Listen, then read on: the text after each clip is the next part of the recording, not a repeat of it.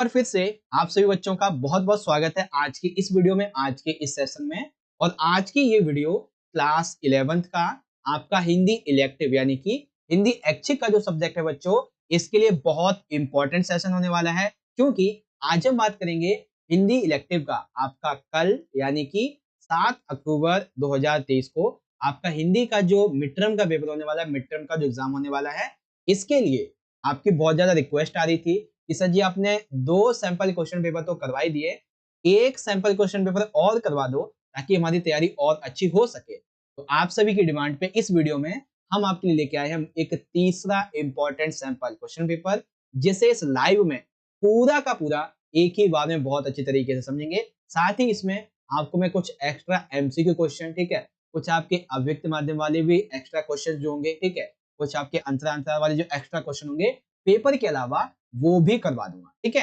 तो सेशन को पूरा अटेंड करना, बहुत अच्छी तरह से आपकी तैयारी करवा देंगे।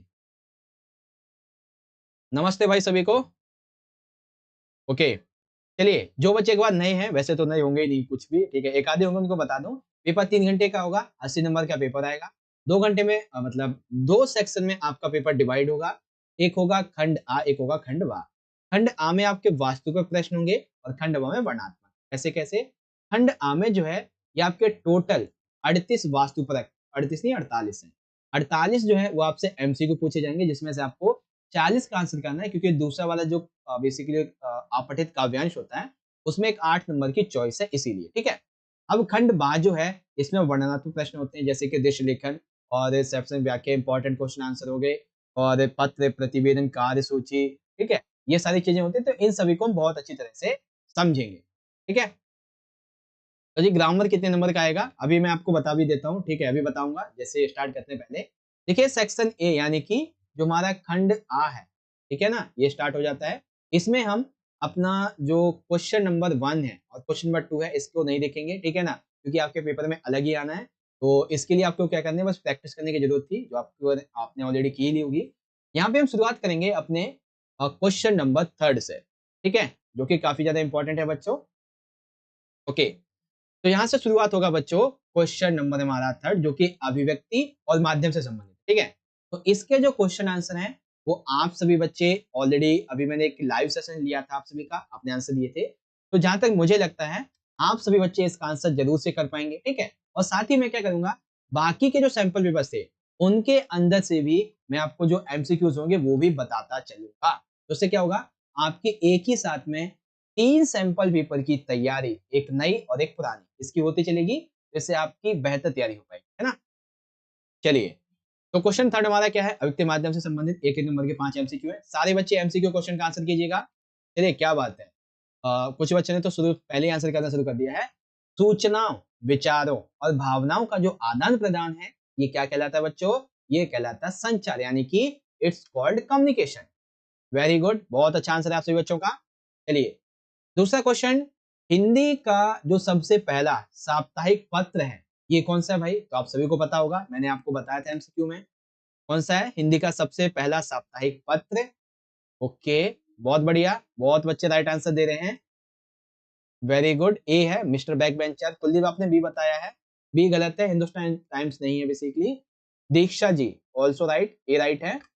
उत्तंड मातंड, ये हिंदी का पहला साप्ताहिक पत्र।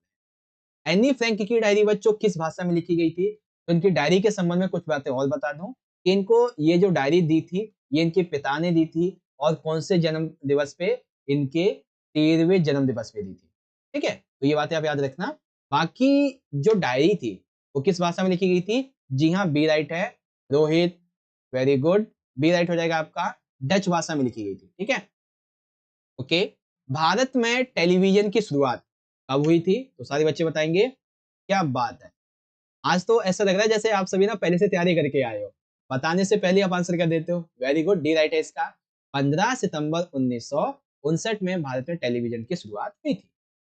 अब यहाँ पे देखो बच्चों, आपको बहुत सारी बातें एक बार में पता चलेंगी, जैसे कि सिनेमा के आविष्कार का श्रेय थॉमस अल्वा एडिसन को जाता है। 1894 में सबसे पहली फिल्म बनी थी कहां पर, फ्रांस में, जिसका नाम था the arrival of train. Bharat में सबसे पहले मूक फिल्म बनी थी 1913 में, जिसका नाम था राजा हरिश्चंद्र, जो कि किसके द्वारा बनाई गई थी, दादा साहब फाल्के के द्वारा। 1931 में सबसे पहली बोलती फिल्म बनी थी, इसका नाम था आलम आरा। यहाँ पे कौन सा राइट हो जाएगा? क्या बात है, ई राइट हो जाएगा। वेरी गुड, सारे बच्चे ई आंसर कर रहे हैं। जी हाँ, आपका यहाँ पे ई वाला जो ऑप्शन राइट हो जाएगा। लेकिन देखो पेपर में पता है क्या होगा, आपसे इतनी सारी विशेषताएं एक क्वेश्चन में नहीं पूछी जाएंगी, इस एक ही क्वेश्चन से, ठीक है ना, एक एक विशेषता से अलग अलग आपका एक क्वेश्चन बनेगा। ऐसे आपके क्वेश्चन होंगे, एक में 4 विशेषताएं नहीं होंगी आपकी, ठीक है ना। तो मैं आपका आपके लिए क्वेश्चन हार्ड मैंने बनाया है ताकि एक ही क्वेश्चन में बहुत सारी बातें बता सकूं, ठीक है। इससे पहले मैं अपना अंतर्भाग एक की तरफ बढ़े, कुछ क्वेश्चन जो हमने पहले कर रखे हैं उनको मैं बता देता हूँ। जैसे कि संचार शब्द की उत्पत्ति चर नामक धातु से हुई है। संचार प्रक्रिया में आने वाली रुकावट बेसिकली शोर कहलाती है। जैसे कि जब हम कॉल करते हैं सिग्नल नहीं आता है उस टाइम। संचार में प्रकाशित या प्रसारित होने वाली सामग्री को नियंत्रित और निर्धारित करने वाला कौन होता है?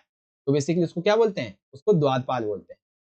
सबसे पहली बोलती फिल्म कब और कहाँ बनी थी? ये 1931 में आलम आरा थी।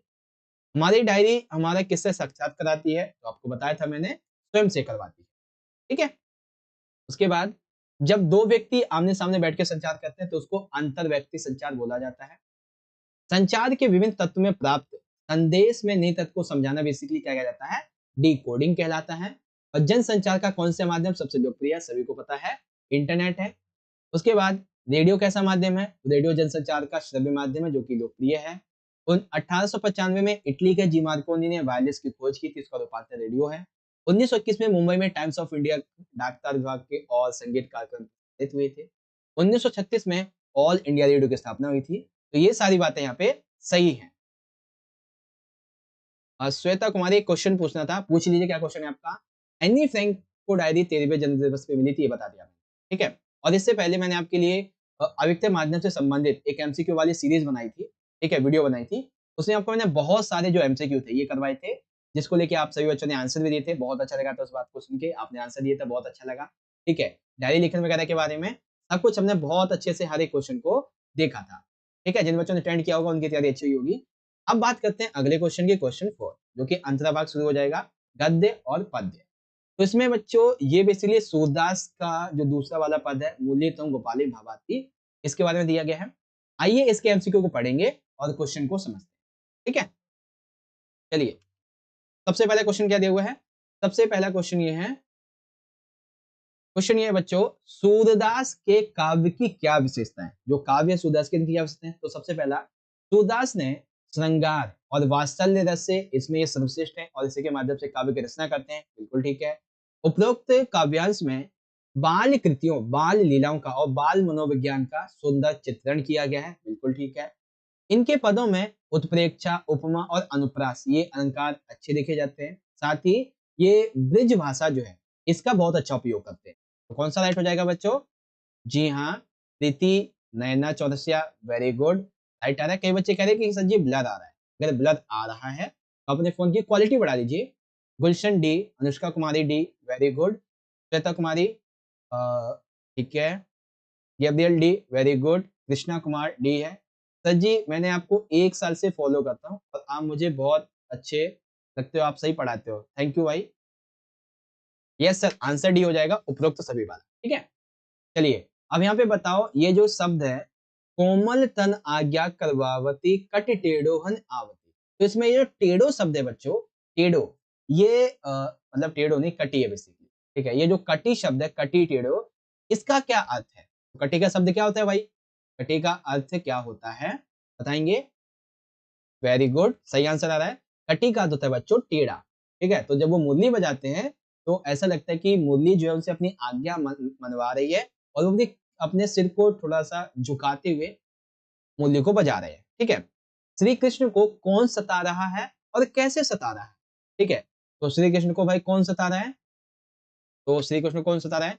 श्री कृष्ण को बेसिकली जो गोपियां हैं, ये श्री कृष्ण की जान से प्यारी मुरली को चुराकर उन्हें सता रही हैं। ग्वालों के द्वारा श्री कृष्ण की मुरली चुराकर, या फिर गोपियां श्री कृष्ण के शीश के पंख को मोर चुराकर उन्हें सता रही है, ठीक है। तो बेसिकली कैसे सताया जा रहा है? दिशा पंडित सर, ये आपकी वॉइस कट कट के आ रही है, थोड़ा सा मैं इसको सही करने की कोशिश करता हूँ। ओके, आई थिंक अब ठीक आ रही होगी। तो श्री कृष्ण को कौन सता रहा है? जी हाँ, आपका ए राइट है बच्चों, गोपियां सता रही हैं श्री कृष्ण को उनकी जान से प्यारी मुरली को चुरा कर। ठीक है, अब यहाँ पे कई बच्चे कहेंगे कि सर जी इसमें ना डी होना चाहिए। कैसे? क्योंकि इसमें क्या कहा गया है कि इनमें से कोई नहीं, क्योंकि सता कौन रहा था? जो मुरली थी वो सता रही थी। ठीक है, लेकिन नहीं, यहाँ पे उससे पहले भी ये ए वाला राइट होता है। ठीक है, तो आई होप आपको समझ में आ चुका होगा इस तरीके से। चलिए, फिर यहाँ पे चौथा दिया है बच्चों, गोपियां मुरली आवरण में श्री कृष्ण से क्या करवाती हैं? तो मुरली के आवरण में श्री कृष्ण क्या करवाती हैं? वो श्री कृष्ण को एक पांव पर खड़ा रखने के लिए बाध्य करती है। श्री कृष्ण से हमेशा के लिए अपने साथ रास सजाने का वचन लेती हैं? बिल्कुल नहीं। श्री कृष्ण से अपनी हर एक आज्ञा को पालन करवाती हैं। हाँ, ये सब ठीक है। नहीं, सब तो ठीक नहीं है। इसमें जो डी वाला ऑप्शन होगा बच्चों कि एक पांव पे खड़ा रखने के लिए बाध्य कर देती हैं और अपनी हर आज्ञा का पालन करवाती हैं, ये राइट होगा। तो डी ऑप्शन निकल के आया। ठीक है, अगला है अति अधीन सुजान कनौड़े गिरधरि नारे नवावती। इसमें जो कनौड़े शब्द है बच्चों, इसका क्या अर्थ है? कनौड़े शब्द, हालांकि ये इनके पहले वाले पॉइंट से लिया गया है, तो ये कनौड़े शब्द का क्या यहाँ पे मीनिंग है? वेरी गुड, सी, कृपा से दबे हुए। और ये कब कही जाती है? जब मुरली इनको गर्दन को झुकाते हुए जब ये इनको बजाते हैं तब कही जाती है। ठीक है, छठा क्वेश्चन है बच्चों कि मुरली तऊ गोपाल ही भावती, इस पद में गोपियों का मुरली के प्रति ईर्ष्या भाव है? नो डाउट, बिल्कुल ठीक है। और मुरली के अलावा भी गोपियां और किसी किसी चीज से ईर्ष्या भाव रखती थी। तो किससे रखती थी वो? क्या वो कृष्ण की परम सखी राधा से रखती थी, कृष्ण जी की पत्नियों से, कृष्ण के ग्वाल साथियों से, या फिर परम सखी राधा और कृष्ण की पत्नी दोनों से रखती? तो किससे इनका बेसिकली भाव था? Okay, very good. कुछ बच्चों ने डी राइट आंसर दिया है, डी होगा आपका इसका, यानी कि कृष्ण की परम सखी राधा और कृष्ण की पत्नियां, इन सभी से जो बेसिकली है ईर्ष्या का भाव रखती थी। ठीक है, तो इस तरह से आपको ये वाला कॉन्सेप्ट समझ में आ गया। अब इससे पहले हम अपने क्वेश्चन 5 को करें, उससे पहले इस पेपर के कुछ और भी, जैसे ये वाला जो था आपका जो सपना कवित्त है उससे लिया गया था, इससे संबंधित कुछ क्वेश्चन आ जाते हैं, इनको भी हम कर लेते हैं। जैसे कि नायिका को सपने में किसका साथ प्राप्त हुआ था? तो बच्चों भगवान श्री कृष्ण का। नायिका सपने में प्रश्न क्यों थी? बेसिकली प्रसन्न, बहुत ज्यादा खुशी क्यों थी? क्योंकि उसे कृष्ण के द्वारा झूला झूलने का आमंत्रण दिया गया था।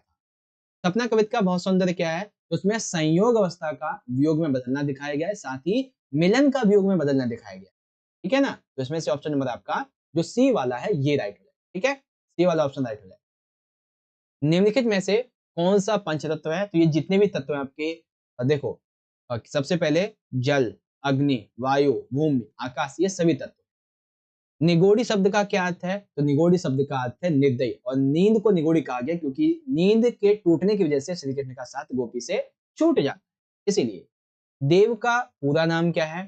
ठीक है, उसके बारे में उनका पूरा नाम क्या है? देवदत्त द्विवेदी। ठीक है, तो ऑप्शन यहाँ पे ये हो जाएगा।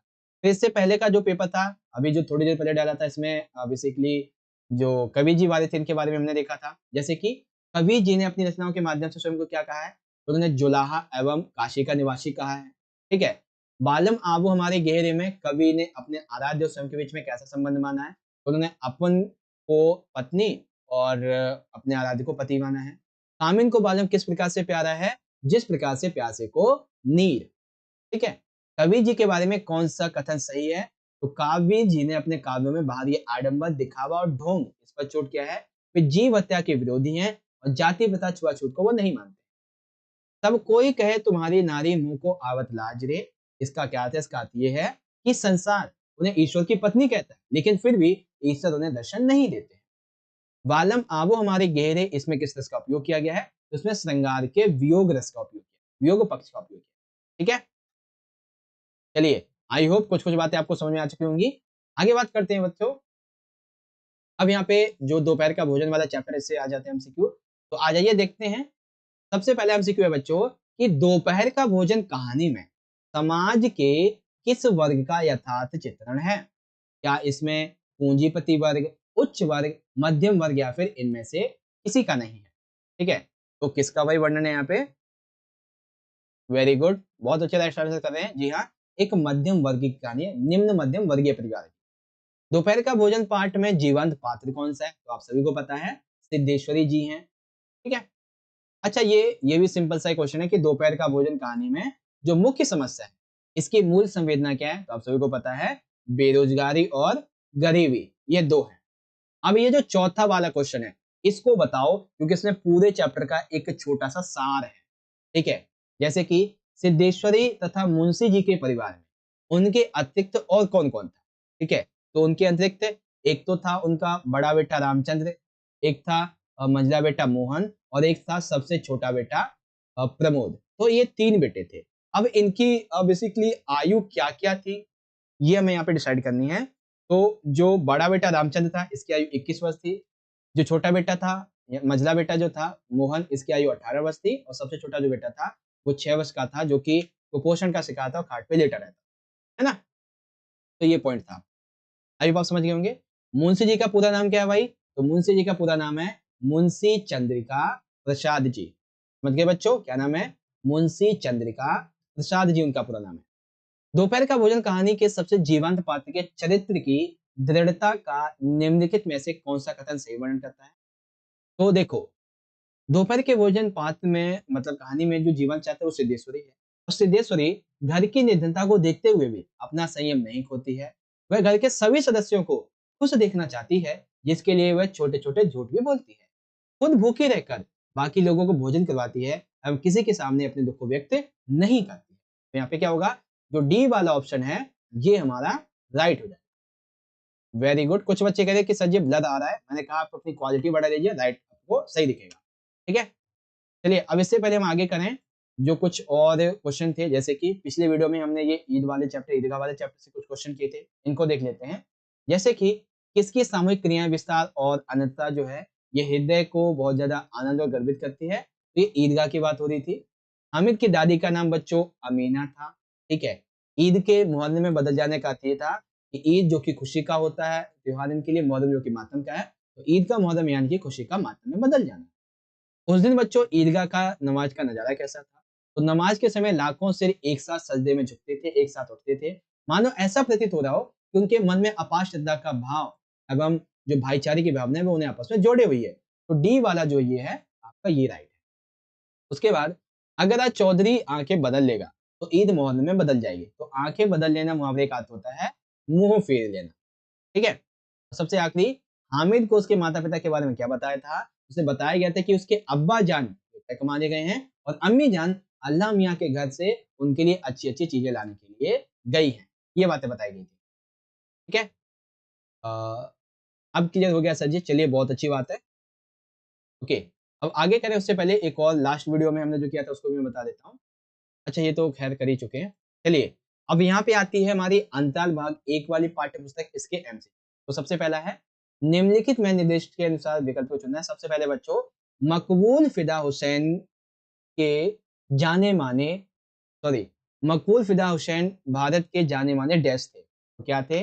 मकबूल फिदा हुसैन भारत के जाने माने, सी राइट है, वेरी गुड, सी राइट है। वो एक मशहूर चित्रकार थे। ठीक है, मकबूल के लिए Windsor Newton oil tube canvas किसने मंगवाए थे? ठीक है, तो आप सभी को पता होगा कि ये जो ऑयल ट्यूब कैनवास थे, ये किसके द्वारा मंगवाए गए थे? उसके दादा ने तो नहीं मंगवाए थे। ठीक है, उसके शिक्षक ने भी नहीं मंगवाए थे। वीरेंद्र साहब के बाद में मिलने के बाद ही ऐसा हुआ था, है ना। किसने मंगवाए थे? जी हाँ, राइट है, उसके पिता ने मंगवाए थे। विंसन न्यूटन ऑयल ट्यूब और कैनवास। ठीक है, बेंद्रे साहब कौन थे भाई? बेंद्रे साहब कौन थे? बेंद्रे साहब एक बहुत ही विख्यात चित्रकार थे। कौन थे? बहुत ही विख्यात चित्रकार। हुसैन जन्मजात कलाकार है। ये कहानी में सबसे पहले कहां पर उद्घटित होता है? तो सबसे पहले तब उद्घटित होता है जब कक्षा में वो हूबहू वैसे ही चिड़िया बना देता है। ठीक है ना, वेरी गुड। बहुत से बच्चे यहाँ पे राइट आंसर कर रहे हैं। देखिए 70-80 बच्चे एक साथ में आंसर कर रहे हैं, तो सभी का नाम ले पाना एक ही बार में बहुत ही मुश्किल है।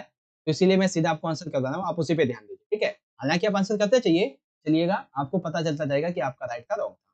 ओके, बेंद्रे साहब कैनवास पर बनाई गई पेंटिंग का उन्होंने क्या नाम रखा था? ठीक है, तो बेंद्रे साहब ने कैनवास पे बनाई गई पेंटिंग का क्या नाम रखा था बच्चों? वो नाम रखा था बैग बंड। क्या रखा था? बैग बंड नाम रखा। ठीक है, इससे पिछली वीडियो में कुछ एमसीक्यू के थे, जैसे कि हुसैन की कहानी अपनी जवानी पाठ किस विधा में है? तो ये एक प्रकार की आत्मकथा है। बेटा जाओ और जिंदगी को रंगों से भर दो, एक हसन अब्बा ने कहा था अपने बेटे मकबूल से। बेंद्रे साहब से जब मकबूल के पिता की मुलाकात होती है तो उसका परिणाम ये निकलता है कि मकबूल के लिए उन्हें ऑयल ट्यूब व कैनवास मंगाने का वो आदेश देते हैं। उसके बाद हुसैन के चाचा के द्वारा, मतलब हुसैन के चाचा मुराद अली की दुकान पर बैठकर ये जो हुसैन था उसने किस किस तरीके के चित्र बनाए थे, तो सारे बच्चे आंसर करेंगे कैसे कैसे चित्र बनाए थे। जी हाँ, राइट है, सही बच्चों का राइट है, डी हो जाएगा। घूंघट ताने हुए मैथरानी, बकरी का बच्चा, गेहूं की बोरी उठाए हुए मजदूर और पेंच वाली पगड़ी के व्यक्ति का बनाया था। जी हाँ, बिल्कुल राइट है, डी राइट हो जाएगा। उसके बाद है, यानी कि डी हो गया। मकबूल के ड्राइंग मास्टर का क्या नाम था, तो मैंने आपको बताया था मोहम्मद अतहर था। क्या था? मोहम्मद अतहर। इससे पिछली वीडियो में भी हमने कुछ एमसीक्यू गए थे, उसको भी करवा देता हूँ।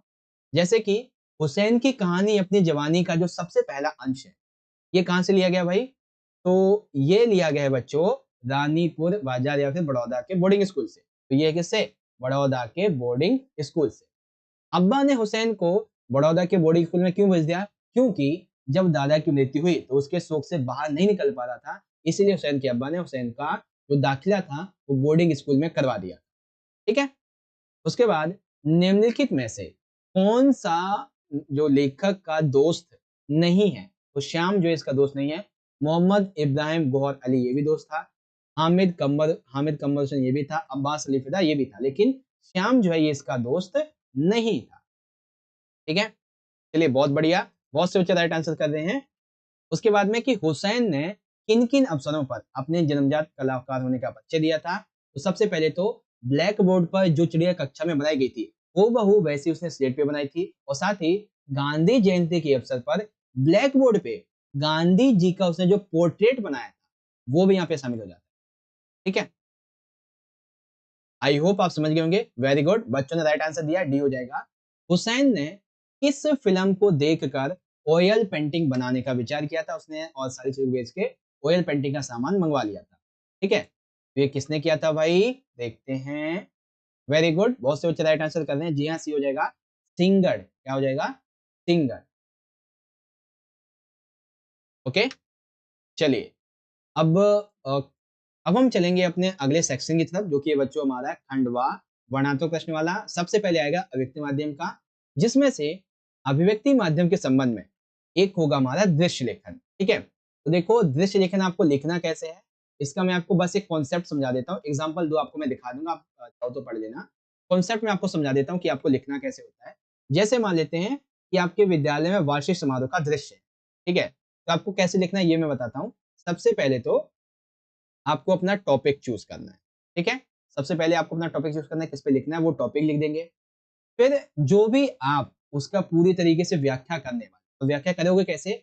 व्याख्या में जैसे आपने विद्यालय में एनुअल डे देखा है, ठीक है, तो एनुअल डे के दिन क्या क्या होता है, कैसे कैसे होता है, वही बातें आपको बस लिखनी है दृश्य लेखन। ठीक है, जिसमें आप अतीत का वर्तमान का भी ऐड कर सकते हो बातों को, है ना। अब दृश्य लेखन लिखने के लिए पहला तो टॉपिक और जो बात मैंने बताई लिखना कैसे होता है, और उसके बाद में जो आप लिखोगे उसके छोटे छोटे की पॉइंट, कम से कम 5 से लेके 7 जो की पॉइंट है वो आपको लिखने हैं। जैसे कि प्रातः काल का दृश्य, तो सूर्योदय होता है, फिर सुबह होती है, मैं बाहर जाता हूँ, पार्क में जाता हूँ, फिर लोगों को देखता हूँ, बारिश होती है, हड़कंप बसता है और मौसम अच्छा होता है। तो इस तरीके के जो दृश्य जो की पॉइंट है वो आपको लिख देने हैं। ठीक है, फिर आपको यहाँ पे वर्णन करना है उन्हीं की पॉइंट के अकॉर्डिंग, और सबसे आखिरी में लिखना है आपको कट टू। अगर आपने ये वर्ड नहीं लिखा तो आपका आधा नंबर यहाँ पे कट जाएगा इसी वर्ड का। ठीक है ना, आप इस वर्ड को जरूर से लिखिएगा। अब जैसे मान लेते हैं हमने यहाँ पे एग्जाम्पल के लिए सूर्योदय प्रातः काल का दृश्य लिया। ठीक है, तो प्रातः काल के दृश्य में मैंने बोला कि सुबह सूर्योदय हुआ, फिर प्रातः काल, फिर हम बाहर गए पार्क में, फिर लोगों को देखा, बारिश हुई। ठीक है, तो वही करेंगे। प्रातःकालीन लाल सूर्य आकाश में छह बादलों को लालिमा से रंग रहा है। पक्षी अपने घोंसलों से उड़ने की तैयारी कर रहे हैं। पंछियों की चहचहाट वातावरण में एक अच्छा सा संगीत उत्पन्न कर रही है। ठंडी ठंडी सी हवाएं चल रही हैं, जिसके कारण ऐसा लग रहा है पेड़ पौधे भी झूम रहे हैं। फूलों पर भ्रमर गुंजार कर रहे हैं। फूलों से भीनी भीनी सी खुशबू आ रही है। और फिर हम पार्क की तरफ निकले तो पार्क में लोग समूह बनाकर व्यायाम कर रहे हैं। वहीं एक और बेंच पर लगभग 60 से 70 वर्ष की उम्र की जो महिलाएं हैं वो तन्मयता से तालियां बजा रही हैं, भजन गा रही हैं और हंस रही हैं। पार्क के पैदल पथ पे बहुत सारी महिलाएं पुरुष जो थे वो जॉगिंग कर रहे थे, और अचानक से बादलों की गड़गड़ाहट आई और आसमान गूंज उठा और हल्की हल्की फुहार पड़ रही थी। जिससे मिट्टी की सौंधी-सौंधी खुशबू आने लगी और सैर करते हुए जो लोग वहाँ पे चल रहे थे, जैसे बारिश हुई तो वो भी सैड यानी कि एक पेड़ के नीचे आने का यानी कि रास्ता ढूँढने लगे थे। एक श वो भी शेड ढूँढ रहे थे कहीं पे छुप सकें और जो बच्चे पार्क में खेलने आए थे वो बारिश को होता देख के वापस लौट गए। तो बस यही बातें थी। अब जैसे मान लीजिए एक और मैं आपको बता दूँ लाइक साप्ताहिक बाज़ार का दृश्य। तो इसमें हमने सोम बाज़ार को लिया, फिर दुकानदार आते हैं, दुकानदार दुकान लगाते हैं, सगी सहेलियाँ घूमने जाती हैं, रेडीमेड गारमेंट कपड़े मिलते हैं, सब्जी मंडी की बात आती है, मज़दूरों की बात आती है, बस वही बता देंगे। जैसे कि हमारे क्षेत्र में हर एक सोमवार को बाज़ार लगता है, इसीलिए इसका नाम सोम बाज़ार पड़ गया। यहाँ पर बाज़ार लगाने के लिए बहुत से दूर-दूर से अब देखो दुकानदार आते हैं और दोपहर से बाज़ार लगना शुरू हो जाता है। फिर महिलाएँ यहाँ पे जाना शुरू कर देती हैं, इनके लिए बहुत ही लोकप्रिय होता है। उनकी मानसिकता ये होती है कि बाज़ार में सस्ती अच्छी चीज़ें मिलती हैं, कुछ खराब निकल जाए, तो 1 हफ्ते बाद बदल भी सकते हैं। यहाँ पे रेडी गारमेंट, सुई धागा सब कुछ मिलता है। एक गली में सब्जी मंडी भी थी, ठीक है? बाज़ार सस्ता था इसलिए गरीब लोग भी सामान खरीदते थे। गरीब लोग या फिर दिहाड़ी मज़दूर जो है वह दिन भर पैसा माँगे ना माँगे, ठीक है? कभी माँगे ना माँगे, लेकिन सोमवार को ज़रूर माँगते थे क्योंकि उन्हें सब्जियाँ वगैरह खरीदनी होती थी, है ना? तो ये कुछ चीज़ें थी और आखिरी में लिख देंगे कट्टू, बस हो गया, है ना? तो ये कॉन्सेप्ट है आपका जो कि आपको समझ में आ चुका होगा।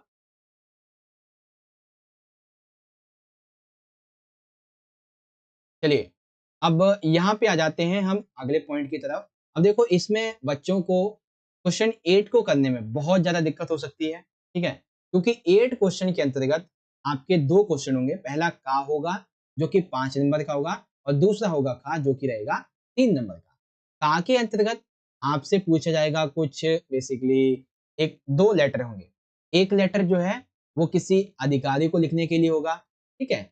मैं लिखता क्यों हूँ, आपको बता देता हूँ। देखो, एक लेटर जो है, वो किसी अधिकारी को लिखने के लिए हो सकता है और इसी में अधिकारी की जगह आपसे पूछा जा सकता है किसी संपादक के नाम, ठीक है? और दूसरा जो लेटर है आपका अथवा में, वो रहेगा एक आवेदन पत्र, ठीक है? वो क्या रहेगा? वो एक रहेगा आवेदन पत्र। मैं आपको बताता हूँ संपादक, आवेदन और अधिकारी को कैसे पत्र लिखें। देखो, आप चाहे संपादक को लिखो, ध्यान से सुनो, चाहे आप संपादक को लिखो, ठीक है? संपादक या फिर चाहे आप कोई आवेदन पत्र लिखो। इन सभी में पहले तो आपको 3-4 चीज़ें मेन याद रखनी है। जिसमें से सबसे पहले आपको याद रखना है कि आपको सबसे पहले भेजने वाले का पता लिखना है। यानी कि आपको लिखना है बच्चों सेंडर एड्रेस, भेजने वाले का पता। फिर आपको यहाँ पे लिखनी है डेट और डेट के बाद में आपको लिखना है कि जो प्राप्तकर्ता होगा यानी कि जो रिसीवर होगा उसका एड्रेस लिखना है। फिर आपको अपना विषय और आपको अपना टॉपिक यहाँ से स्टार्ट कर देना। लेकिन जब आप आवेदन लिखते हैं ना तो डेट के नीचे ना एक वर्ड लिखना होता है। उस वर्ड का नाम है प्रति। इससे पता चलता है कि विज्ञापन के जवाब में आप ये लिख रहे हैं, है ना? तो ऐसे आपको करना होता है। ओके? तो ये कॉन्सेप्ट था आपका, समझ गए अच्छे तरीके से? तो आ जाइए समझते हैं। जैसे मान लेते हैं आपको ये लिखना है कि महामारी के काल में जन जागरूकता की आवश्यकता के संबंध में पत्र है। तो लिखेंगे हम अपना एड्रेस, हमारा एड्रेस है परीक्षा भवन नई दिल्ली, ठीक है? चाहे तो कोड भी लिख दो। फिर डेट है 20 सितंबर 2023, संपादक यानी कि रिसीवर एड्रेस आ गया है, तो संपादक नए समाचार पत्र के करोल बाग नई दिल्ली ये कोड है। और विषय, ये हमारा विषय है, फिर महोदय। और संपादक के लिए शुरुआत में हम कैसे लिखते हैं? हम लिखते हैं महोदय, मैं आपके प्रतिष्ठित और लोकप्रिय समाचार पत्र के माध्यम से देश के नागरिकों और अधिकारियों का ध्यान महामारी काल में जन जागरूकता की आवश्यकता की ओर दिलाना चाहता हूं। आज महामारी ने पूरे विश्व को तेजी से इस महामारी ने अपने पैर पसार लिए अतः आज एक वैश्विक संकट गहरा रहा है। इस काल के वायरस से मरने वालों की संख्या भी बहुत ज्यादा बढ़ चुकी है, लेकिन अभी भी कुछ ऐसे लोग हैं जो इस बीमारी को हल्के में ले रहे हैं और सोशल डिस्टेंसिंग की धज्जियां उड़ा रहे हैं या फिर बहुत सारी लापरवाहियां कर रहे हैं, जिसकी वजह से वो इन सारी लापरवाही को कर रहे हैं, जिसकी वजह से बहुत सारी बीमारियां यानी कि लोग बहुत ज़्यादा इफ़ेक्ट हो रहे हैं, हमारी इकोनॉमी को, हमारे लोगों को बहुत ज़्यादा नुकसान हो रहा है। इसलिए आपसे रिक्वेस्ट है कि प्रशासन के लिए दूरदर्शन और रेडियो के माध्यम से जितना हो सके जन जागरूकता कार्यक्रम आप प्रसारित कीजिए, ठीक है? और जो नियमों को नज़रअंदाज करता है, उसके साथ सख्ती से पेश आइए जिससे कि इस वायरस को रोका जा सके। ठीक है? फिर आशा है आप मेरे विचारों को अपने समाचार पत्र में स्थान देंगे तथा लोगों और सरकारों के साथ में साझा प्रयास से हम इस बीमारी की रोकथाम को सुनिश्चित कर पाएँगे। फिर लिखेंगे धन्यवाद भवदीय, है ना? ये आपका संपादक वाला हो गया ना? अब यहाँ पे आवेदन पत्र करें, उससे पहले एक अधिकारी को देख लेते हैं, एक अधिकारी को कैसे लिखना होता है? तो अधिकारी के लिए लिखेंगे सेवा में श्रीमान जल अधिकारी, उत्तर नई दिल्ली, इस तरीके से। विषय है पेयजल की समस्या हेतु, इस तरीके समस्या के समाधान हेतु। तो महोदय, निवेदन यह है कि मैं Shivam ward number 38 sector Rohini 100 का निवासी हूँ। इस पत्र के माध्यम से मैं आपका ध्यान अपने क्षेत्र के पेयजल की समस्या के साथ उपलब्ध जल के वितरण की जो समस्या है, इसकी तरफ आकर्षित करना चाहता हूँ। महोदय, हम सभी जानते हैं कि आज जल हमारे जीवन का एक अभिन्न अंग बन चुका है, लेकिन हमारे क्षेत्र में, हमारे एरिया में सुबह-सुबह मुश्किल से आधा घंटा ही स्वच्छ पानी आता है या फिर 1 घंटा, जो कि हमारे लिए काफ़ी नहीं है। और जो सहायता उत्तीय जल बोर्ड के द्वारा हमें भेजी जाती है, वो भी काफ़ी नहीं है, क्योंकि इसकी वजह से कई बार झगड़े भी हो जाते हैं। पशुओं की तरह लोग यहाँ पे लड़ते हैं। ठीक है? तथा ये तो हो ही गया। हम लोगों को इसी वजह से कई बार गंदा पानी भी पीना पड़ जाता है, जिससे बीमारियाँ भी फैलने लगती हैं। देश के मतलब हम लोग जो है इसी वजह से बहुत ज़्यादा परेशान हैं। अतः आपसे निवेदन है कि आप हमारी इस पेयजल की समस्या की तरफ जल्दी से जल्दी कोई कदम उठाएँ, इसको कुछ स्टेप उठाएँ, इसको हल करें और यहाँ के निवासियों को राहत पहुँचाएँ। आपकी अति कृपा होगी। धन्यवाद। भवदीय। इस तरीके से अधिकारी को लिख देना आप, है ना? अब बात आ जाती है बच्चों, हम लिखेंगे एक आवेदन पत्र और टॉपिक क्या है? टीजीटी हिंदी के पद, इसके लिए। तो आ जाइए, जो मैंने आपको बताया था सेंटर, रिसीवर एड्रेस, इन सभी के बारे में बातें बताई थी ना, वही आ जाएंगी। तो लिखेंगे परीक्षा भवन, काकागा रोड, नई दिल्ली। तो ये क्या हो गया इतना? ये हमारा सेंटर एड्रेस हो गया। फिर डेट, और जो मैंने आपको वर्ड बोला था एक प्रति, इसका मतलब विज्ञापन के जवाब में। प्रति प्रबंधक, करोलबाग, नई दिल्ली, इस तरह। विषय क्या है?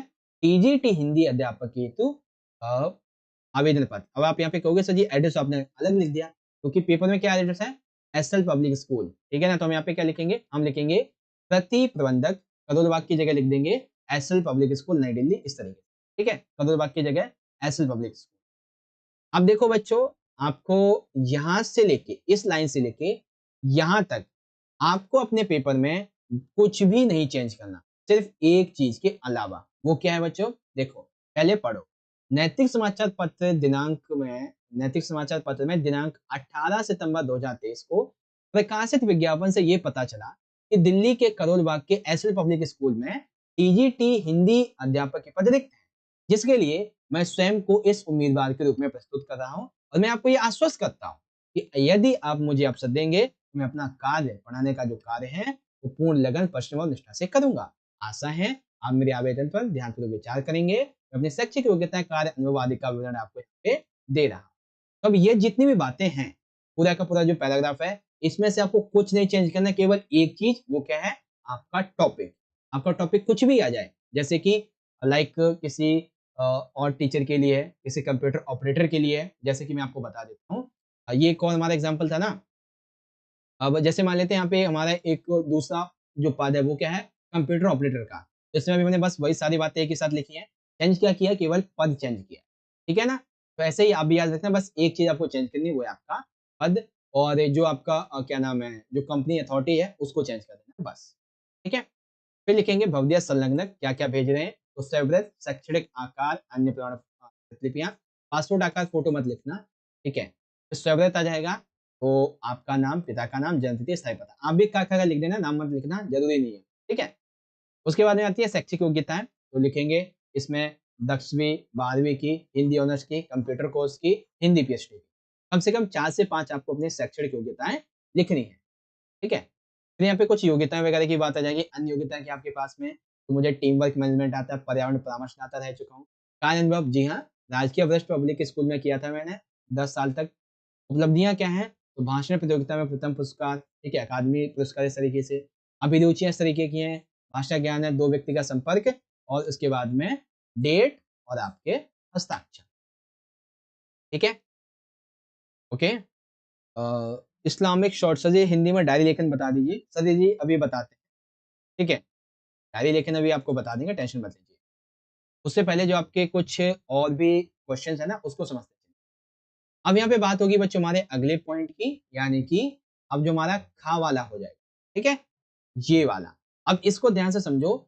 आपके इस 3 नंबर वाले क्वेश्चन में ना कई सारी बातें हैं, जैसे कि आपसे कार्य सूची पूछा जा सकता है, आपसे प्रतिवेदन पूछा जा सकता है, आपसे कार्य जो व्रत है ये पूछा जा सकता है और आपसे प्रेस विज्ञापन, ये 4 चीजें पूछी जा सकती है। ठीक है? तो इन चारों ही चीज़ को एक-एक करके हम बहुत अच्छी तरह से समझेंगे। सबसे पहले बात करेंगे बच्चों कार्यसूची की। कार्यसूची कैसे लिखते हैं? जैसे कि राजकीय सर्वोदय विद्यालय सेक्टर 4 रोहिणी में सांस्कृतिक समिति की एक बैठक हुई है, जिसकी आपको कार्यसूची बनानी है। आ जाइए, कार्यसूची बनाते हैं। ओके? तो ये हमारा उत्तर हो जाता है खा वाला। कार्यसूची कैसे बनाएँगे? कार्यसूची को बनाने के लिए बैठक कब हुई थी, उसकी तिथि, किस समय हुई थी और क्या स्थान था, ये बताना है। ठीक है? तो 25 सितंबर 2023 को हुई थी प्रातः 10 बजे और कहाँ पे? प्रधानाचार्य कक्ष में। कार्यसूची में आप बताएँगे क्या-क्या हुआ? तो जब ये बैठक हुई, तो सबसे पहले समितियों के जो सदस्य थे, इनका स्वागत किया गया और पिछली बैठक जो हुई थी, उसके कार्यों पे चर्चा की गई। फिर विद्यालय में सांस्कृतिक विकास की स्थिति पर चर्चा हुई और ये कहा गया कि इसके लिए उप सांस्कृतिक जो छोटी-छोटी समिति है, इसका गठन किया जाएगा और बच्चों को और ज़्यादा सांस्कृतिक बनाने पे जोर दिया गया। ठीक है? फिर जो समिति बनी, उप सांस्कृतिक समिति, इसकी मासिक रिपोर्ट ली जाएगी। खर्चे के लिए धन की व्यवस्था की गई। फिर हुआ जलपान और धन्यवाद ज्ञापन। फिर आ जाएगा आपका हस्ताक्षर, सचिव, ये इस तरीके से ये चीज़ें। ठीक है? ये तो हो गया आपका क्या बोलते हैं कार्यसूची। अब आ जाता है यहाँ पे आपका एक प्रतिवेदन। ठीक है? तो प्रतिवेदन कैसे लिखेंगे? जैसे मान लेते हैं प्रतिवेदन है कि दिल्ली में स्वच्छता अभियान चलाने हैं। ठीक है? इसके लिए जो एक प्रतिवेदन तैयार किया गया था, उसके लिए आपको बताना है। तो दिल्ली में स्वच्छता अभियान चलाने हैं, जिसका नाम था हमारी दिल्ली व स्वच्छ दिल्ली। इस नोट को सार्थक बनाने हेतु 6 अक्टूबर 2023 को एक समिति का गठन किया गया। अब जब आप प्रतिवेदन लिखते हैं, तो आपको कम से कम 5 सदस्यों के, जी हाँ, आपको कम से कम 5 सदस्यों के नाम लिखने हैं। ठीक है? जैसे कि श्रीमती प्रभा देवी सचिव थी, श्रीमती उमा अध्यक्ष थी, श्रीमती रेखा जी सदस्य थी, श्री मुकेश संतोष, ये सभी सदस्य थे। ठीक है? उसके बाद इस समिति ने कुछ प्रतिवेदन प्रस्तुत किए, जैसे कि समिति ने इस दिशा में, अरे ये तो दूसरा वही पॉइंट होगा, इसमें ये कहा गया कि हमारी दिल्ली का ऐतिहासिक और प्राचीन महत्व ऑलरेडी रह चुका है। इसकी स्वच्छता का ध्यान रखना हमारे लिए बहुत अनिवार्य है। अतः हमें इसके लिए कई प्रयास करने चाहिए। जैसे कि ये कहा गया यहाँ पे कि हमें जो सड़क है, इनकी चौड़ाई को थोड़ा और बढ़ाया जाना चाहिए। साथ ही नालियाँ जो हैं, इनको गहरा और पक्का किया जाना चाहिए, ताकि हमारी जो और भी रोडें हैं, इनको सही किया जा सके। इससे क्या होगा? इससे स्वच्छ दिल्ली बनेगी। धार्मिक स्थल पर चढ़ाई गई जो फूल मालाएँ हैं, जो पत्ते हैं, जो छिलके हैं, इनको इधर-उधर ना फेंक कर इनको मिट्टी के नीचे दबाया जाना चाहिए। साथ ही सड़कों के किनारे कुछ-कुछ थोड़ी-थोड़ी दूर पे कूड़ेदान रखे जाने चाहिए, ताकि कूड़ा लोग कूड़ेदान में ही डालें। टूटी-फूटी सड़कें जो इनका मरम्मत किया जाए। सड़कों के किनारे पेड़-पौधे, चौराहे, इनके लिए आकर्षक मूर्तियाँ वगैरह लगाई जाएँ यहाँ पे किसी ऐतिहासिक व्यक्ति की, ठीक है ना? बिजली के तारों को भूमिगत किया जाना चाहिए, जो कि जैसे चांदनी चौक वगैरह यहाँ पे आपने देखा होगा, बिजली के तार ही तार भरे हुए हैं वहाँ पे, है ना? पुराने जर्जर होती इमारतें, इनका रख-रखाव करना चाहिए। प्रत्येक 2 माह के पश्चात इन सभी सुझावों पर चर्चा की जाएगी। डेट और उसके बाद में आएँगे हस्ताक्षर। तो हस्ताक्षर उतने ही व्यक्तियों के लिखने हैं आपको नाम, जितने के आपने लिए थे। ठीक है? ओके? चलिए देखिए लाइव सेशन में आई होप आपको समझ में आ रहा होगा सारी की सारी चीज़ें। ये हो गया आपका प्रतिवेदन। अब यहाँ पे हमने क्वेश्चन वैसे प्रेस विज्ञापन वगैरह का लिया नहीं था, ठीक है? तो इसीलिए आपके सपोर्टिंग मटेरियल से मैं आपको थोड़ा समझाने की कोशिश करता हूँ, ठीक है? आप उसे समझिएगा। दृश्य लेखन हो गया, ये तो हो गया आपका प्रतिवेदन। फिर यहाँ पे आता है, हाँ, देखो प्रेस विज्ञापित। अब प्रेस विज्ञापित को समझना बहुत ही आसान है, ठीक है? जैसे मान लेते हैं कि भारतीय रिज़र्व बैंक के द्वारा एक प्रेस विज्ञापित दिया जाता है, बैंक से जुड़े कर्मचारियों के आवेदन की वृद्धि के लिए। तो कैसे लिखेंगे इसको? प्रेस विज्ञापित लिखने के लिए सबसे पहले तो आपको एक बॉक्स बनाना है ऐसा, ठीक है? बॉक्स बनाने के बाद में सबसे पहले जो अथॉरिटी है, उसका नाम लिख देना है। अथॉरिटी का क्या नाम है? भारतीय रिज़र्व बैंक ऑफ इंडिया नाम है, ठीक है? उसके बाद में जो टॉपिक है वो बता देना है, जैसे कि बैंक से जुड़े सभी कर्मचारियों के लिए वेतन में वृद्धि, इसमें आ जाता है। तो लिखेंगे भारतीय रिजर्व बैंक बोर्ड ने अपने बैठकों में एक मत से यह निर्णय लिया कि बैंक के सभी कर्मचारियों के वेतन में तत्काल प्रभाव से वृद्धि की जाएगी।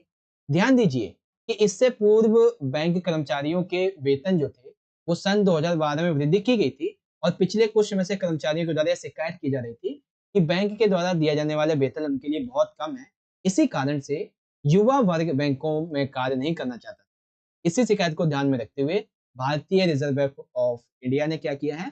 कर्मचारियों की शिकायत को ध्यान में रखते हुए बोर्ड ने वेतन के दरों में वृद्धि की मंजूरी दे दी है और ये विश्वास व्यक्त किया है कि इससे युवा वर्ग प्रोत्साहित होगा और बैंक के द्वारा किए जाने वाले सभी कार्यों में सुधार भी होगा। ठीक है, तो इस तरीके से आपको लिखना है। ओके, तो ये हो जाता है आपका प्रेस विज्ञापित, जो कि बेसिकली किसी अथॉरिटी के द्वारा, किसी कंपनी के द्वारा दिया जाता है। ओके, अब एक और पॉइंट है परिपत्र। ठीक है, तो परिपत्र आप यहाँ से देख सकते हैं, इस तरह से लिखा जाता है। ठीक है, और एक कार्यव्रत आ जाता है, तो कार्यव्रत भी आप यहाँ पे इजिली देख सकते हैं, इस तरीके से लिखा जाता है। ओके, जो कि ऑलरेडी मैं आपको बता ही चुका हूँ। तो इस तरीके से ये कॉन्सेप्ट हो गया आपका।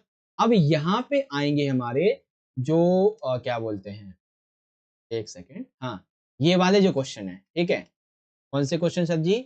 अभिव्यक्ति माध्यम से संबंधित क्वेश्चन, ये वाले। ठीक है, चलिए, तो क्वेश्चन नंबर 9 है, दो दो नंबर के हमारे दो क्वेश्चन है, दोनों का आंसर देना है।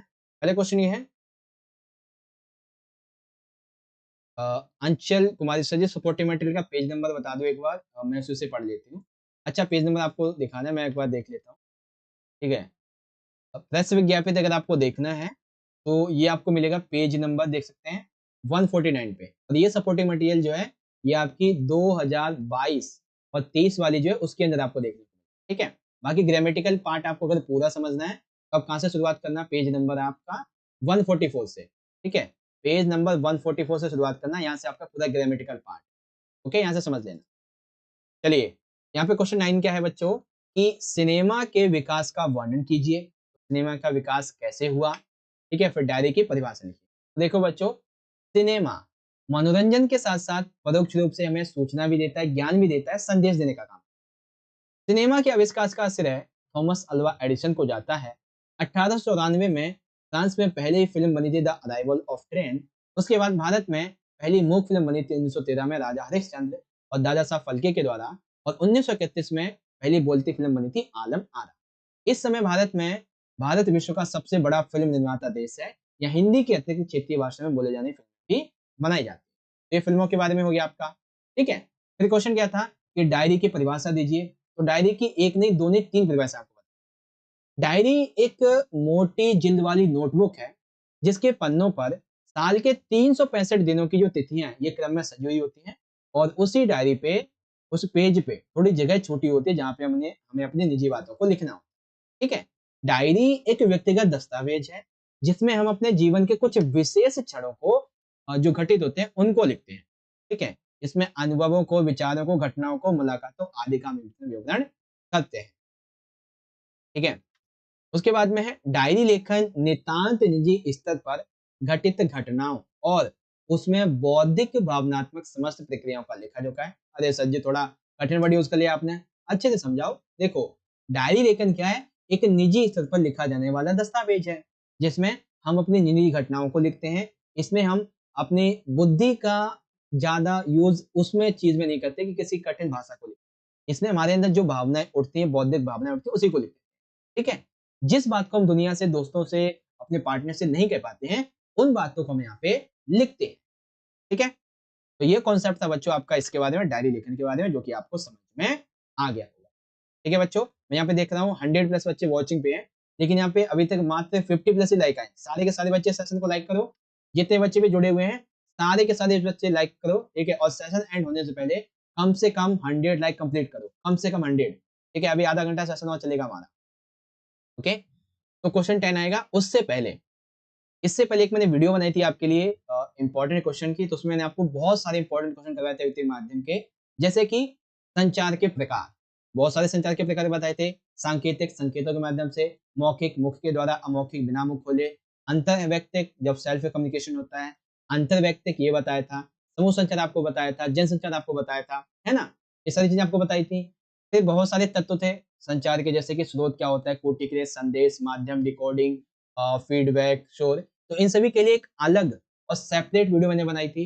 रेडियो के विकास के बारे में आपको मैंने बताया था, टेलीविजन के विकास के बारे में आपको मैंने बताया था, इंटरनेट वगैरह, सिनेमा, सब कुछ रहता है। डायरी क्या होता है अच्छे से, और एक व्यक्ति के लिए क्या क्या फायदे हो सकते हैं डायरी लेखन के, तो ये सब कुछ मैंने आपको पहले से बताया हुआ है। ठीक है, अगर आपने ये वीडियो नहीं देखी है तो इस सेशन के एंड के बाद में आप उसको जाके जरूर से देख लेना बच्चों। ठीक है, चलिए, अच्छा, ये तो एमसीक्यू हो गया। अब यहाँ से आता है क्वेश्चन नंबर 10। अब यहाँ पे आप ध्यान से सुनिएगा और आंसर क्या मैं आपको करवाऊंगा, तो ध्यान से देखना। इसमें 2-2 नंबर के 3 क्वेश्चन है, किन्हीं 2 का आंसर हमें देना है। पहले क्वेश्चन ये है कि खेल में रूठने वाले साथी के साथ सब क्यों नहीं खेलना चाहते, सूरदास के अनुसार बताइए। तो लिखेंगे बच्चों, देखो खेल में समानता का भाव होता है। खेल में कोई हारता है तो कोई जीतता है, इसमें ना कोई बड़ा ना कोई छोटा। खेल को हमेशा खेल की भावना से ही खेलना चाहिए। यदि खेल में कोई हार कर, रूठ कर या गुस्सा होकर अपना दांव नहीं देता है या बिगड़ जाता है, तो उससे क्या होता है, खेल खराब हो जाता है, खेल बिगड़ जाता है। इसीलिए ऐसे साथी के साथ में कोई भी खेलना नहीं चाहता है, जो कि खेल तो स्वयं खेल लेते हैं, लेकिन जब उनकी बारी खुद दांव देने की आती है तो वो रूठ जाते हैं, वो कहते हैं हम दांव देंगे ही नहीं, है ना। तो ये बात होती है। कंप्लीट है। आई होप आपको समझ में आ चुका होगा। दूसरा क्वेश्चन क्या है? दूसरा क्वेश्चन हमारा ये है बच्चों कि हिंद अरे ये कहाँ चला गया, उठाते हैं। हाँ देखो, दूसरा क्वेश्चन हमारा ये है कि हिंदुन की हिंदुआई देखी तुर्कन की तुर्काई, इसके माध्यम से कबीर क्या कहना चाहते हैं, उनकी विशेषताएं, किस बात, वो किन बातों की यहाँ के बात करते हैं। तो हिंदुन की हिंदुआई देखी तुर्कन की तुर्काई, इस पंक्ति के माध्यम से कबीर कहना चाहते हैं कि दोनों धर्मों के लोग, हिंदू और मुस्लिम, ये सभी जो विभिन्न प्रकार के धर्म के नियम हैं, ये इनका पालन करते हैं, ठीक है, इनका उनको मानते हैं। एक तरफ जहाँ हिंदू अपने बर्तनों को किसी किसी को हाथ भी नहीं लगाने देते, तो वहीं दूसरी ओर ये वैश्य के पायन के तर्श होते हैं। कभी भी उनके नियमों को मतलब कभी जो है इनके नियमों को आडंबर कहते हैं, और कहते हैं कि दोनों धर्मों के लोग धर्म के नाम पर सिर्फ ढोंग रखते हैं, जबकि धार्मिक असलियत उनकी कुछ और ही होती है। वे धर्म के सच्चे रूप को समझ ही नहीं पाते हैं, इसलिए आडंबर से अपने अपने धर्म की श्रेष्ठता बनाए रखने का वो प्रयास करते हैं। ओके, आई होप समझ में आ रहा होगा आप सभी को। उसके बाद में आ जाता है एक आखिरी इसका क्वेश्चन है कि संध्या के बाद कविता में बस्ती के छोटे छोटे से गांव में जो अवसाद है, अवसाद यानी कि चिंता जो है, वो किन किन उपकरणों के द्वारा अभिव्यक्त की गई, यानी कि चिंता तो है, लेकिन कौन कौन से उपकरण उसके लिए यहाँ पे यूज किए गए हैं, तो आइए देखते हैं।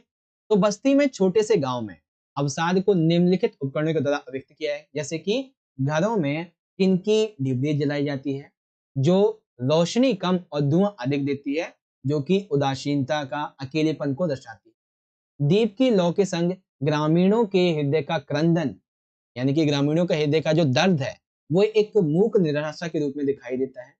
गांव का एक छोटा दुकानदार ग्राहक की प्रतीक्षा में बैठा हुआ है, ठीक है, इसीलिए इसकी दुकान सिमट कर छोटी सी रह जाती है, क्योंकि सामान घटता जाता है। अब इसीलिए वो इंतजार करता हुआ ऊब जाता है कि कोई आता ही नहीं है लेने के लिए, ठीक है। फैक्ट एम क्या कह रहे हो आप? ओके, फैक्ट एम आप क्या कहना चाहते हो, बताइए। चलिए, आप पूछना तब तक मैं आपको और क्वेश्चन बता देता हूँ। तो ये वाला हो गया आपका। अब इसमें आ जाता है हमारा एक काव्यांश की सैप्रसंग व्याख्या। तो सैप्रसंग व्याख्या आपको कैसे करनी है, इसके लिए छोटे छोटे पॉइंट में आपको मैं समझाऊंगा।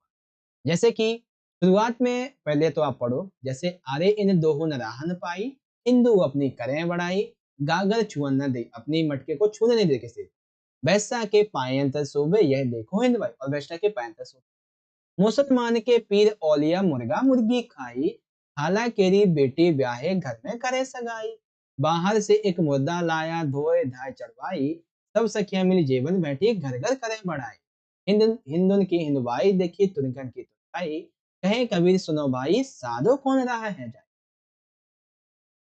आ जाइए, अब यहाँ पे एक क्वेश्चन समझिए, ठीक है, यानी कि इसकी व्याख्या समझिए। तो व्याख्या हम कैसे करेंगे, शुरुआत की 2 से 3 वर्ड और फिर डैश डैश डैश इस तरीके से डाल के आखिरी के 3 से 4 वर्ड। पहले पॉइंट में बताते हैं हम संदर्भ, और संदर्भ में क्या बताते हैं कि लाइन कहां से ली गई है और कवि कौन। तो प्रस्तुत पंक्तियां कक्षा 11 के हिंदी विषय की जो हिंदी अच्छी की किताब है अंतर्भाग 1, इसके काव्य जिसका नाम है अरे इन दोहो नरान पाई, इससे अवतरित है, जिसके कवि हैं कबीर दास जी। प्रसंग में क्या कहा गया है, तो कबीर जी कहते हैं कि दोनों धर्मों के लोग अज्ञानतावश बाहरी कर्म कांड को वास्तविक धर्म मान बैठे हैं।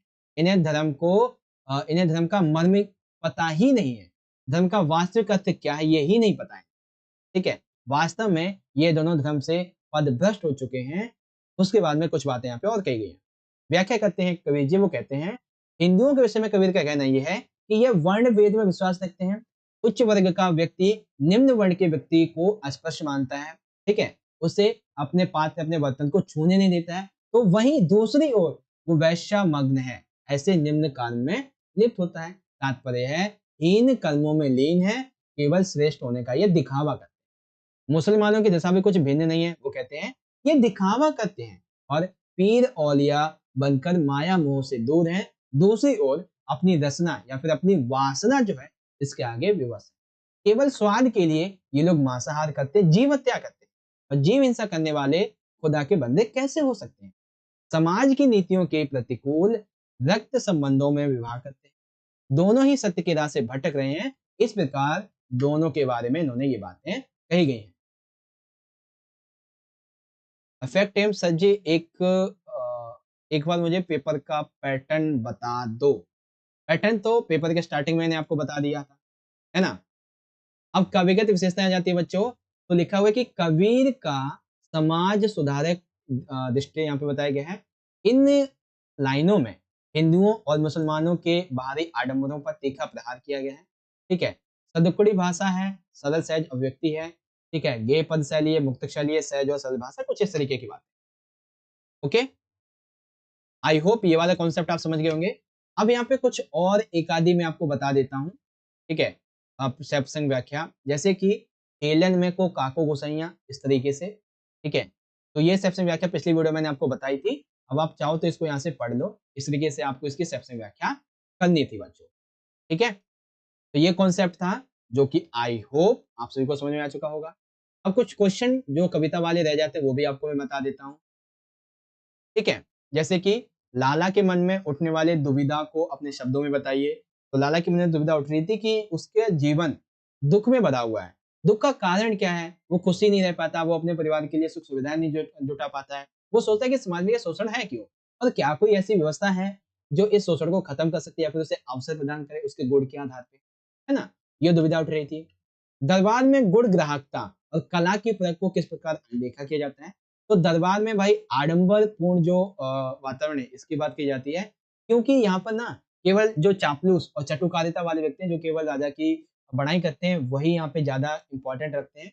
बाकी एक अच्छा गुण, एक अच्छी प्रतिभा, इसकी यहाँ पे कोई इंपॉर्टेंस नहीं होती है। ये बताया गया था। ठीक है, दूसरा, स्वप्न में नायिका की प्रसन्नता के क्या कारण थे और उसकी प्रसन्नता क्यों खो जाती है। तो नायिका प्रसन्न क्यों थी? क्योंकि वो श्री कृष्ण का साथ पाने वाली थी। ठीक है, झूला झुलाने के लिए कृष्ण ने उन्हें आमंत्रित किया था, लेकिन फिर अचानक से उसकी नींद टूट जाती है और वो जो प्रसन्नता थी वो अब खो जाती है। इसीलिए इसने अपनी नींद को निगोड़ी कहा है, अर्थात नींद बहुत ही निर्दयी है। जैसे ही साथ आगे बढ़ने वाला था ये टूट गई और कृष्ण से उसका जो मिलन था वो अब खत्म हो गया। ठीक है, तो ये क्वेश्चन था। आगे आ जाता है यहाँ पे अब हम बात करेंगे अपने इंपॉर्टेंट क्वेश्चन आंसर की।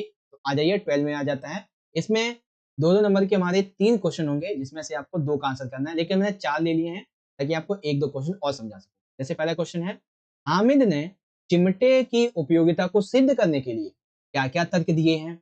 आ जाइए देखते हैं। हामिद ने चिमटे की उपयोगिता सिद्ध करने के लिए कई तर्क दिए हैं। जैसे कि हामिद कहता है ये चिमटा ना बड़े काम की चीज है, मैं चाहूं अ, मैं चाहूं तो रोटियां तवे से उतार मतलब इससे चिमटे से रोटियां तवे से उतार लूं, चूल्हे में सेक भी लूं और दूसरे को इस चिमटे से आग भी पकड़ा दूं। खिलौने क्या है, थोड़ी देर में टूट फूट जाएंगे, जबकि चिमटे का कुछ बिगड़ेगा भी नहीं। चिमटे को देखकर मेरी अम्मा खुश हो जाएगी और मुझे दुआएं देगी। ठीक है, लेकिन तुम्हारे जो खिलौने टूट जाएंगे ना तो तुम्हारी माता पिता तुम्हें मारेंगे भी, ठीक है ना, डांटेंगे। चिमटा एक खिलौना भी है, अगर इसे मैं कंधे पे रख लूं तो एक बंदूक भी बन जाता है, अगर इसे हाथ में ले लूं ये फकीरों का काम करता है, इससे मजदूरी का भी काम लिया सकता है। इसी प्रकार से इन सभी विशेषताओं की वजह से चिमटे को खिलौनों का बादशाह रुस्तमे हिंद ये कहा गया। तो ये पॉइंट जो है वो आपको इस तरीके से बताना था। ठीक है ना। तो अगर पेपर में आपसे पूछा जाए कि रुस्तमे हिंद का वर्णन कीजिए तो आप बता देंगे चिमटे की क्या क्या विशेषताएं थी। ठीक है, सेकंड क्वेश्चन, उसने पहला ग्लास मुंह में रखा तब ना मालूम कहाँ से उसकी आंखों से आंसू जो थे वो टप टप छूने लगे। ठीक है, तो लिखेंगे सिद्धेश्वरी जो कि एक भारतीय गृहिणी है, वह घर की सभी समस्याओं को अपने ऊपर लेती है तथा परिवार के अन्य सदस्यों के बीच कटुता यानी कि किसी प्रकार का द्वेष नहीं आने देती। वह आर्थिक दशा उसकी आर्थिक दशा बहुत ही खराब है। वह कम साधनों में भी परिवार का पेट भरने की पूरी पूरी कोशिश करती है। ठीक है, इस काम में उसे बहुत झूठ भी बोलने पड़ते हैं। उससे उससे इस बात की पीड़ा है कि घर का हर सदस्य आधे पेट भोजन करके बेसिकली पेट भर जाता है, ऐसा नाटक करता है। वह स्वयं भी भूखी रहती है, इस दर्द को किसी को सामने व्यक्त भी नहीं करती है। तो इस प्रकार से जब वो आखिरी में छोटा थोड़ा बहुत खाना बच जाता है, उसको खाने के लिए बैठती है, तो जैसे ही पहला ग्रास यानी कि पहला कौर वो मुँह पे रखती है, वैसे ही उसकी आँखें भर आती हैं, आँसू निकल आते हैं। ठीक है? आई होप आपको समझ में आ गया होगा इस तरीके से। ठीक है बच्चों? चलिए, अब यहाँ पे आ जाता है हमारा अगला क्वेश्चन। भव्य पुरुष ने कहा, जहाँ अंधकार है, तो प्रकाश है। इसका तात्पर्य क्या है? बताइए। तो आ जाइए समझते हैं। देखिए, भव्य पुरुष ने कहा कि जहाँ अंधकार है, वहीं प्रकाश है। इस पंक्ति का आशय ये है कि अंधकार और प्रकाश एक ही सिक्के के दो पहलू हैं।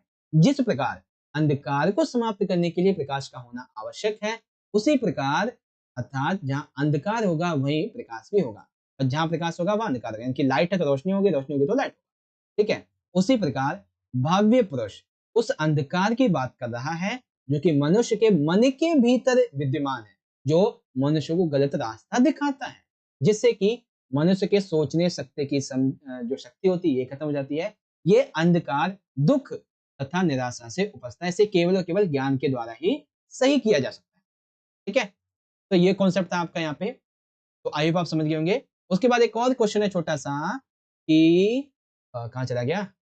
गूंगे कहानी को पढ़कर आपके मन में कौन कौन से भाव उत्पन्न होते हैं? तो बहुत सारे भाव उत्पन्न होते हैं। सबसे पहला, गूंगे कहानी पढ़कर मेरे प्रति मेरे मन में गूंगे के प्रति सहानुभूति के भाव उत्पन्न होते हैं। कैसे? मेरे अनुसार गूंगा जो है वो सहानुभूति का पात्र नहीं, वो सम्मान का पात्र। उसे भी आम लोगों की तरह पूरा अधिकार पाने का हक है। यदि उसे ये सभी लोग सही मिलते और उसे सही दिशा निर्देश मिलता, तो वो हमारी तरह जीवन बिता सकता था। उसके जीवन में व्याप्त लोगों का व्यवहार उसे सहानुभूति का पात्र बना देता है। गूंगे की लड़ाई लोगों से नहीं, अपितु समाज से है, जो उसे समानता का अधिकार नहीं देते। उसकी कमी से उसे सहानुभूति का पात्र बना देती है। उसके साथ कहानी में जो होता है उसे पढ़कर मन में सहानुभूति फूट पड़ती है। ठीक है, तो ये कॉन्सेप्ट है बच्चों आपका इसके बारे में। समझ गए बढ़िया तरीके से? तो ये वाला भी पार्ट आपको यहाँ पे समझ में आ गया होगा अच्छे तरीके से। चलिए, तो ये क्वेश्चन समझ गए। अब देखो सैमसंग व्याख्या जहाँ तक रही है, तो ये जहाँ तक मुझे लगता है कि अलग ही आने वाली है। ठीक है, वैसे हमने ली तो इम्पोर्टेंट ही है। आप चाहो तो यहाँ से इसे पढ़ लो, जैसे कि सिद्धेश्वरी की यहाँ पे बात की गई है। ठीक है, और सिद्धेश्वरी ने बताया कि हांडिया में थोड़ा सा गुड़ है। मुंशी जी ने सास से कहा कि तुम थोड़ा गुड़ का ठंडा रस बनाओ, मैं पी लूंगा। तुम्हारी कसम भी रह जाएगी और जायका भी बदल जाएगा, साथ ही हाजमा भी दुरुस्त हो जाएगा। हाँ, रोटी खाते वक्त नाक नाक में दम आ गया, यह कहकर वे मतलब ठहाक कर मार कर हंस पड़े। तो अब 3 से 4 वर्ड पहले के और 3 से 4 वर्ड लास्ट के, और संदर्भ कहाँ से पंक्तियां ली गई हैं? तो दोपहर के भोजन से ली गई हैं, लेखक अमरकांत जी। प्रसंग में ये जो कहानी है गरीबी से जूझ रहे निम्न मध्यम वर्गीय परिवार की है। इस अंश में लेखक ने परिवार के मुखिया की मनोदशा का चित्रण किया, यानी कि मुंशी जी की, चंद्रिका प्रसाद मुंशी जी की। व्याख्या क्या होगी? पत्नी सिद्धेश्वरी जब मुंशी जी से बड़े लड़के की कसम दिला के एक चपाती और खाने का आग्रह करती है, तब मुंशी जी अपराधी भाव से उनको देखते हैं कि वे बेरोजगार थे और घर की स्थिति बहुत ही खराब थी, इससे परिचित थे। उन्होंने दबी आंखों से रसोई की ओर देखा, जैसे सिद्धेश्वरी बता रही हो कि उन्हें घर की हालत पता है। ठीक है, तब सिद्धेश्वरी का मान बचाते हुए, कसम बचाते हुए उसने कहा कि चलो छोड़ो, अन्न और नमकीन से दिल भर गया, अब अगर गुड़ हो तो थोड़ा ले आओ, उसका रस बना के मैं पी लूंगा। तो कुछ ये बातें। ठीक है, अब यहाँ पे साहित्यिक सौंदर्य आ जाता है। तो ये है कि अभावग्रस्त निम्न मध्यम परिवार की मनोदशा की बात है। शैली संवाद है, भाषा सरल है, चित्रात्मक भाषा, ये कुछ बातें। ठीक है, इससे पहले की वीडियो में आपको मैंने बताया था क्या बोलते हैं, कुछ और भी क्वेश्चंस, जैसे कि हामिद की किन्हीं 3 चारित्रिक विशेषताओं का वर्णन कीजिए। तो ये विशेषताएं थी, तर्कशील बालक है, ठीक है, साथी को पराजित कर देता है, यानी कि तर्क तर्क में हामिद समझदार बालक है, व्यर्थ की चीजें नहीं खरीदता है, संवेदनशील है, चिमटा खरीदता है, इसमें है ना। फिर दोपहर का भोजन शीर्षक के साथ सिद्ध कीजिए। तो ये एकदम सही है, क्योंकि ये जो पूरा का पूरा चैप्टर है, घटनाक्रम है, ये दोपहर के भोजन के समय ही घटित होता है ना? तो इसलिए इसको बताया था। और फिर गूंगा जो था वो दया या सहानुभूति नहीं बल्कि अधिकार चाहता था, सिद्ध कीजिए कैसे? तो ये भी हमने देखा था, जो कि आपको इस तरीके से यहाँ पे समझ में आ गया था। ठीक है ना बच्चों? आई होप आप समझ गए होंगे इस तरीके से। ओके, अब हम ज़्यादा टाइम वेस्ट और नहीं करेंगे। अब हम यहाँ पे बात करेंगे अपने अगले क्वेश्चंस की, जो कि हैं हमारे, हाँ, हमारे कह सकते हैं, आपके कह सकते हैं, किससे? ये इससे क्या बोलते हैं, क्या बोलते हैं इसको, मैं भूल भी गया।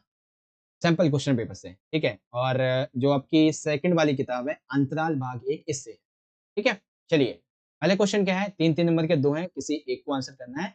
दुकान पर बैठे-बैठे मकबूल के भीतर का कलाकार उसके किन क्रियाकलापों से अभिव्यक्त होता है? तो किन-किन क्रियाकलापों से अभिव्यक्त होता है भाई, ये आपको बताना है। तो बताएँगे, कैसे बताएँगे? मकबूल दुकान पर बैठे हुए मकबूल दुकान पर बैठने के बाद भी ड्राइंग तथा पेंटिंग करने में अपना सारा ध्यान लगाता। गल्ले का जो हिसाब था वो मुँह ज़बानी याद रखता था। इसके साथ वह अपने आस-पास व्याप्त जीवन के जो स्केच थे, मतलब जीवन जो था, इसको स्केच में कोरता था। जैसे कि वो अपने आस-पास आने-जाने वाले, उठने-बैठने वाले लोगों का स्केच बना देता था। लाइक घूंघट ओढ़े मैथरानी का, पेंच वाली पगड़ी पहने मज़दूर का, ठीक है?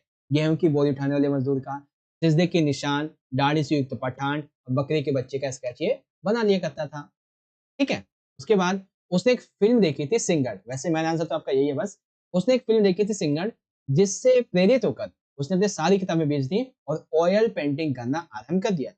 इसी फ़िल्म ने उसे ऑयल पेंटिंग के लिए प्रेरित किया और अपनी ऑयल पेंटिंग भी उसने अपने चाचा की दुकान पर बैठकर ही बनाई थी। ठीक है?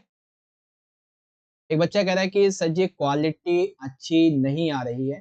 मैंने आपसे कहा कि आप अपनी फ़ोन की क्वालिटी बढ़ाइए या फिर आपका नेटवर्क इश्यू होगा। नहीं तो मेरे जैसे क्वालिटी पता है कितनी चल रही है? क्वालिटी 2K में चल रही है। मेरे जैसे क्वालिटी 2K पे चल रही है। अगर आपका फ़ोन सपोर्ट नहीं करता है तो 2K नहीं, 1000 ऐसे तो चलेगा ही कम से कम। ठीक है? चलिए, तो ये कॉन्सेप्ट हो गया आपका। फिर दूसरा क्वेश्चन था कि लेखक ने अपने 5 मित्र के जो शब्द चित्र प्रस्तुत किए हैं, उसके अलग-अलग व्यक्तित्व की झलक मिलती है, फिर भी वह घनिष्ठ मित्र हैं, कैसे? तो लेखक ने अपने सभी 5 मित्रों से मित्रता हुई है, बड़ौदा के बोर्डिंग स्कूल में हुई थी। इसी समय अंतराल में उनके मध्य इतनी घनिष्ठता हो गई कि वे जीवन भर साथ रहे। ये सभी हंसमुख थे। उनके इस स्वभाव के कारण वे सभी जीवन भर साथ रहे, जिसमें से अरशद के चेहरे में हंसी विद्यमान रहती थी। हामिद स्वभाव से गप्पी था और अब्बास जब हंसता था तो वह दिलकश होता था। उनके खुलेपन से ही आपस में उन्हें एक कर दिया। ठीक है, ये क्वेश्चन हो गए। पिछले पेपर में मैंने कुछ क्वेश्चन किए थे, जैसे कि लेखक का उसके दादा के प्रति क्या कैसे लगाव था। तो जब लेखक के दादा की मृत्यु हुई तो लेखक को बहुत ज्यादा दुख पहुंचा। वो उसके उनके दादा की मृत्यु के सदमे से बाहर नहीं निकल पाया। वह गुमसुम सा हो गया और किसी से बातचीत नहीं करता। दादाजी की मृत्यु के पश्चात वो कई दिनों तक उनके कमरों में ही बंद रहा और दादा की पुरानी अचनक पहनकर लेखक उन्हीं के बिस्तर पर लेटा रहा। इस तरह वह अपने दादा के पास ही सोने का आभास करता। इन सारी बातों से पता चलता कि उसका लगाव दादा से कैसा था। ठीक है, समझ गए? अब ये नाना वाला जो है ये आवारा मसीहा दशहरा से हम नहीं करेंगे। ठीक है ना? और भी एक आधा क्वेश्चन मैं आपको बता देता हूँ, जो कि आपके लिए पेपर के लिए इंपॉर्टेंट है। ठीक है? तो आप उनको देखो। जैसे कि एक क्वेश्चन आपका ये वाला है, पाठ में मकबूल के पिता के व्यक्तित्व की कौन-कौन सी बातें उभर कर आती हैं? आ जाइए बात करते हैं। तो सबसे पहली बात तो ये उभर के आती है कि मकबूल के पिता ने देखा कि दादा की मृत्यु के बाद में उसका बेटा बहुत ही ज़्यादा दुखी हो चुका है, दुःख से बाहर नहीं निकल पा रहा है। तो उन्होंने उसके साथ सख्ताई नहीं की, प्यार से पेश आए और उसका दाखिला बोर्डिंग स्कूल में करवा दिया ताकि वो दादा के दुःख को भुला सके और पढ़ाई भी कर सके। है ना? तो क्या पता चलता है कि मकबूल के पिता बहुत ही सहृदय यानी कि भावना को समझने वाले व्यक्ति थे। उसके बाद जब उन्हें पता चला कि उनका बेटा एक बहुत ही प्रतिभाशाली चित्रकार है, तो उन्होंने से उसकी प्रतिभा को नष्ट नहीं होने दिया, उन्होंने उसे समर्थन दिया और बेटे की कला को देखकर काफ़ी प्रसन्न हुए और बेटे का हौसला बढ़ाने के लिए उन्होंने ऑयल पेंटिंग का सामान खुद मँगवाया। इससे पता चलता है कि वो कला के परखी और योग्यता को पहचानने वाले व्यक्ति थे। दूसरा क्वेश्चन क्या है कि लेखक जन्मजात कलाकार है। इस आत्मकथा में सबसे पहले यह बात कहाँ पर बताई जाती है? आइए, लेखक जब बोर्डिंग स्कूल में पढ़ने जाता है तो चित्रकला की कक्षा में उसकी यह कला उभर कर सामने आती है। एक दिन चित्रकला की कक्षा में मास्टर बच्चों को ब्लैक बोर्ड में एक चिड़िया का चित्र बनाकर देते हैं और वे कहते हैं कि सभी बच्चे अपनी स्लेट में उसे बनाएं, लेकिन केवल और केवल लेखक ही ऐसा होता है जो उस चिड़िया की हूबहू प्रतिलिपि बना देता है। ठीक है, तो ये तो पहले की बात होगी। एक दूसरा पॉइंट और था, गांधी जयंती के दिन पर उसने गांधी जी का सेम टू सेम वही पोर्ट्रेट बनाया था जैसा कि लिखा दिखाया गया था, तो उसमें दूसरी जगह पे ये उद्घाटित होता है। ठीक है, तो ये कॉन्सेप्ट था बच्चों।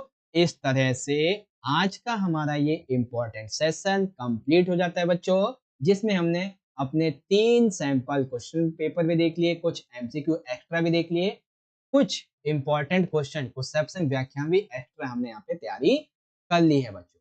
ठीक है, तो इस तरह से आज का ये सेशन यहीं पे एंड करते हैं। आप सभी को आपके क्लास 11th के हिंदी इलेक्टिव हिंदी अच्छे के मिड टर्म के एग्जाम के लिए बच्चों, आप सभी को एक बार फिर से मेरी तरफ से ऑल द बेस्ट। आप सभी को मेरी तरफ से आपके हिंदी के मिड टर्म के पेपर के लिए ऑल द बेस्ट। बहुत अच्छी तैयारी हमने कर ली है और तैयारी में हमने कोई कसर नहीं छोड़ी है। ठीक है,